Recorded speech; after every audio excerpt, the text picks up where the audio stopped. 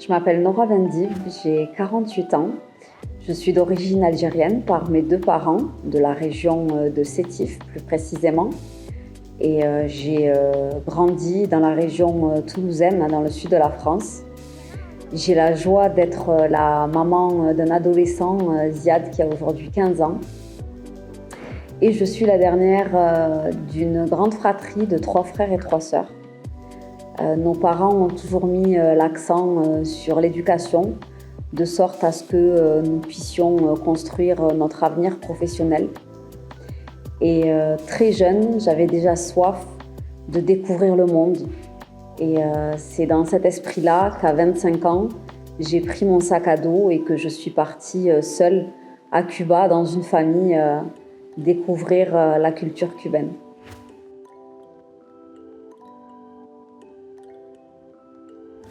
Il est vrai qu'à 40 ans, j'avais déjà un peu plus de 16 années d'expérience dans le secteur bancaire. Et mon chemin a croisé une hiérarchique, une femme qui m'a harcelée. À ce moment-là, précisément, je ne savais pas réellement ce qui m'arrivait parce que j'ai toujours été combative. J'ai toujours fait preuve de ténacité pour prouver ma valeur. Et là, mon corps m'avait lâché. Et donc, à mon habitude, j'ai entrepris un voyage en Namibie, là où se trouve l'un des plus vieux déserts du monde. Et c'est là que j'ai décidé de créer le métier de mes rêves, de créer l'agence de voyage éthique et solidaire EJITRIP.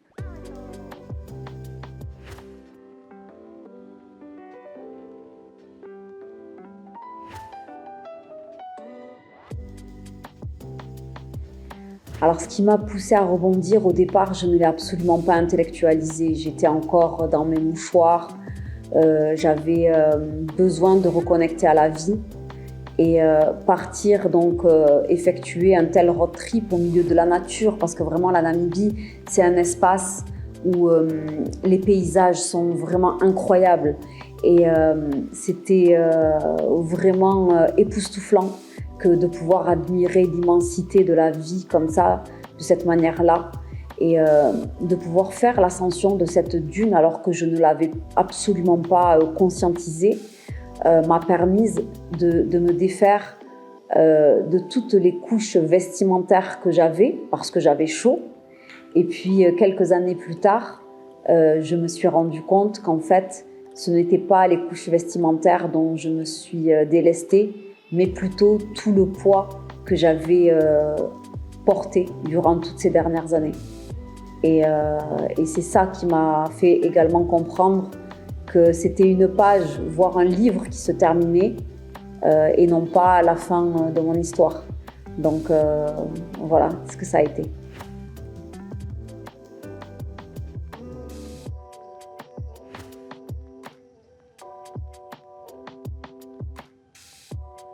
Alors, le désert du Namib, qui est le plus vieux désert du monde, a le potentiel d'avoir l'une des plus hautes dunes du monde également.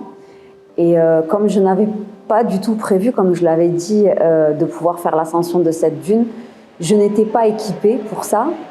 Et j'avais tout simplement envie d'abandonner. Et quand je croise cette femme venue de nulle part, qui est photographe passionnée, ça faisait 5 fois qu'elle faisait l'ascension de cette dune. Elle avait une petite bouteille d'évian, je me souviens. Et alors que je commençais à m'asseoir dans le sable, elle m'interpelle pour me dire « Tenez, prenez une gorgée d'eau et allez au sommet, vraiment le panorama mérite. » Et il est vrai qu'en fait, je n'avais même plus de salive pour déglutir, tellement l'effort physique était important. Et ce qui a révélé en moi, en fait, tout simplement, ça m'a permis de me reconnecter à la vie, de me reconnecter à ce corps qui m'avait lâché aussi, et ouais, clairement de me sentir en vie.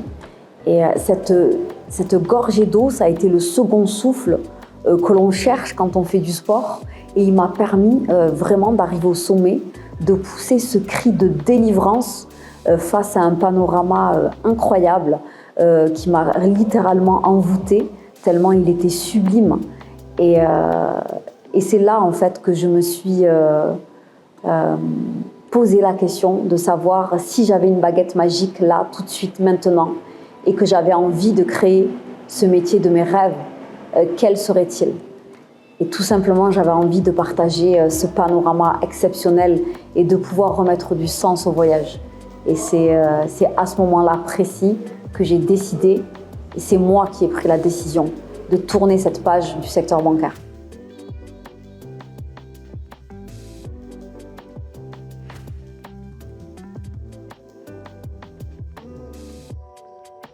Alors le secteur bancaire, il est vrai que si j'y suis restée autant d'années, c'est qu'il m'a apporté du confort, il m'a apporté de la sécurité financière, mais est-ce que j'étais réellement épanouie?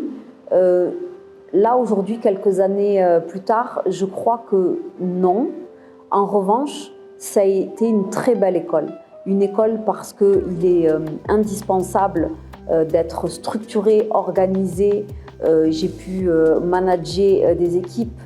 Ça m'a permis aussi d'avoir une lecture plus large du milieu de l'entrepreneuriat et d'avoir cette posture aussi en tant que personne qui aujourd'hui passe le relais d'une autre manière. Mais cette expérience du secteur bancaire a été en tout point très riche pour être la femme que je suis aujourd'hui. Honnêtement, j'étais une petite fille, j'avais des étoiles dans les yeux et sur le papier, clairement, je crois que peut-être tous les voyants étaient au rouge, voire même au rouge fluo, pour me dire qu'il était impossible de créer mon entreprise, ma structure, alors que j'étais autodidacte dans le voyage. Oui, ça faisait déjà peut-être plus d'une quinzaine d'années que je voyageais, mais je ne connaissais pas ce métier. Et c'était aussi comment le transmettre avec les valeurs que j'avais envie de transmettre et d'impacter. Ça a été ça qui a été challengeant, mais tellement nourrissant de pouvoir avoir une page blanche et de pouvoir y mettre toute la palette de couleurs que j'avais envie d'y poser.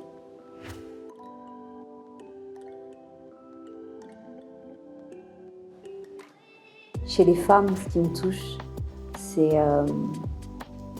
leur grande capacité de résilience.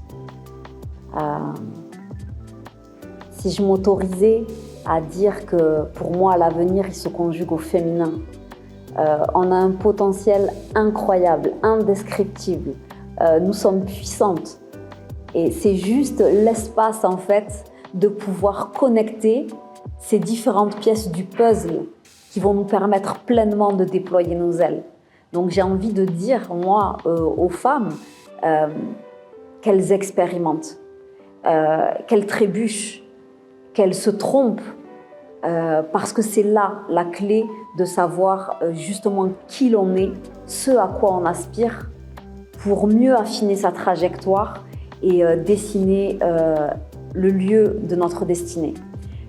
Et c'est de cette manière-là aussi, lorsqu'on est maman, en s'autorisant personnellement, que l'on va autoriser nos enfants, notre conjoint, nos amis à faire la même chose. Je crois qu'il faut faire preuve d'audace.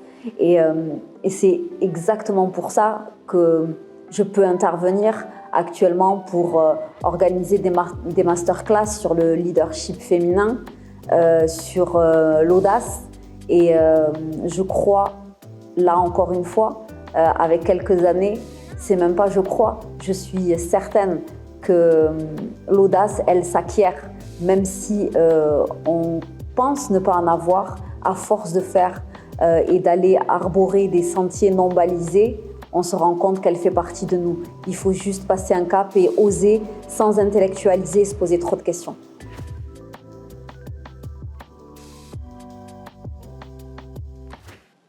Je savais qu'en créant mon agence de voyage, EasyTrip, je voulais que ce soit une agence de voyage engagée. Et je me sers en fait de toutes les expériences de vie, quelquefois peut-être même des des perturbations, des turbulences de vie pour créer des espaces et créer des ponts. Je m'explique. Lorsque j'ai traversé le burn-out, que j'ai rencontré le désert, j'ai arboré plusieurs déserts du monde. Et à chaque fois, il s'est passé quelque chose d'exceptionnel, d'incroyable. Et c'est là, en fait, que je me suis rendu compte aussi que cet espace-là, dénué de toute pollution sonore, visuelle, lorsqu'on arrive au travers du silence, se connecter à son âme, que c'était un médicament, vraiment. Pour toutes les personnes qui ont besoin de faire cette pause-là, d'aller se rencontrer, c'est l'espace. Et le désert algérien plus particulièrement est magique, il est puissant, il est d'une beauté rare. Et là, c'est vraiment, c'est pas la parole de Nora d'origine algérienne, mais c'est plutôt la parole d'une exploratrice de plusieurs déserts à travers le monde.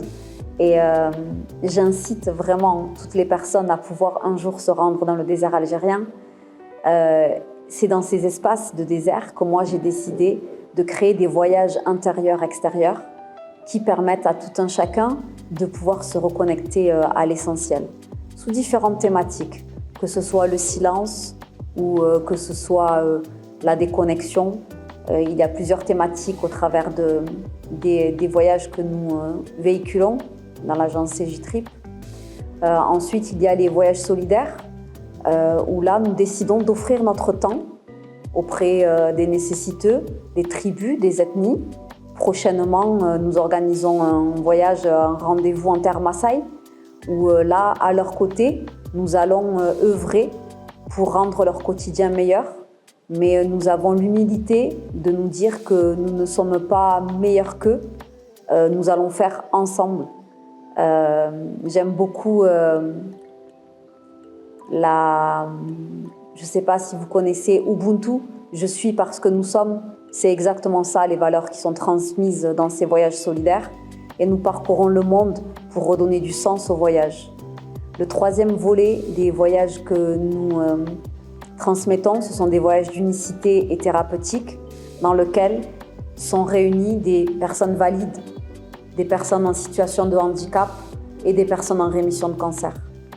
Voilà, ces éléments-là font aussi partie des turbulences que j'ai pu traverser. Et aujourd'hui, il était évident pour moi de créer un espace d'unicité qui permette de ramener la magie. Et ce voyage s'intitule Rêve, Espère, Vie, pour permettre justement de pouvoir aller rêver à travers le monde ensemble. Donc c'est ça les valeurs des J-Trip, ce sont des valeurs humaines. Et c'est pour ça que l'un de nos slogans est de voyager autrement, voyager humain.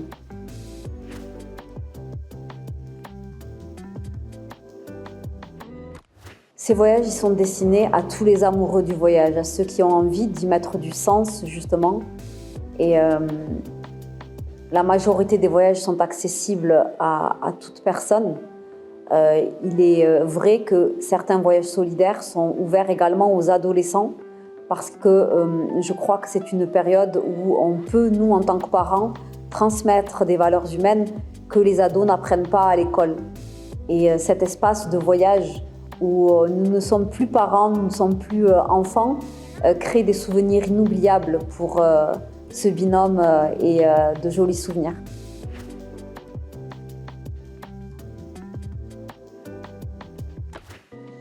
Pour les femmes de Aura Magazine, comme pour toutes les femmes du monde, je leur dirais de vivre.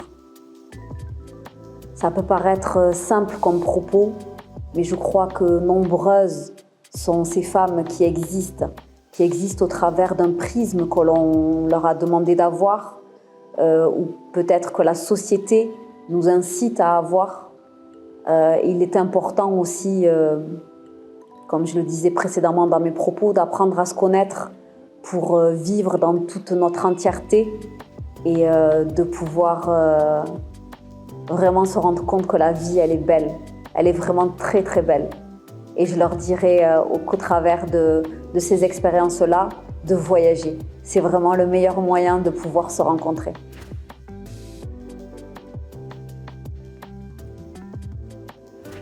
À toutes les femmes, je les invite à prendre soin d'elles. Et prendre soin de soi, ça permet aussi de prendre soin de l'humanité. Donc je leur dirais que je leur envoie beaucoup d'amour et que je crois que si chacun fait sa part, nous allons toutes pouvoir faire de ce monde meilleur. Je crois en vous, tout comme je crois en moi.